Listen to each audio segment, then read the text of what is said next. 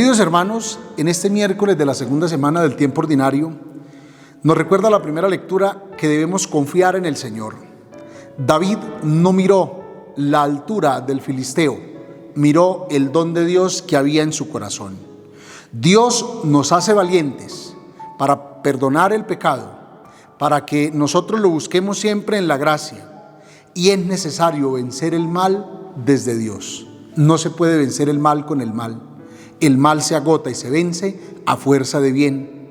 Nos recuerda hoy en el Evangelio que no podemos volvernos insensibles a la realidad de Dios.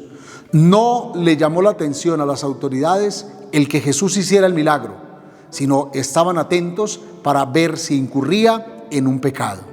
Siempre el Señor nos invita a que nos dejemos sorprender por Él en la sencillez y en la santidad.